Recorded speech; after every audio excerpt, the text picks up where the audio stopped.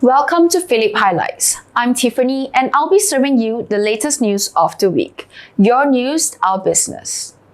The upcoming FOMC meeting scheduled for September 20th appears to have a consensus leaning towards no immediate interest rate hike and a potential 25 basis point increase in November.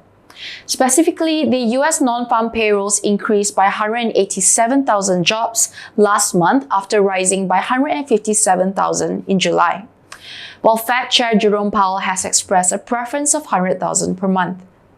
That's despite the rising unemployment rate from 3.5% to 3.8% and easing inflation. In fact, the unemployment rate is still far from the natural rate of unemployment of around 4.4%. We maintain our view that any upcoming monetary policy decision will remain data dependent, but we believe we are near the tail end of the tightening cycle. China's top economic planner is creating a new department to help private businesses, the latest step by the government to revive confidence in the sector and bolster growth. The Private Economy Development Bureau will be responsible for tracking and analyzing the state of the industry, along with coordinating and drafting policies to promote its growth, the National Development and Reform Commission announced Monday. To recall, the government has unveiled a drip feed of policies in recent months intended to revitalize private companies and attract foreign investments, which we deem as positive. Mark Ratings Berhad has maintained its full year 2023 GDP growth forecast for Malaysia at 4.2%, after the country registered moderate economic growth of 2.9% in the second quarter of 2023.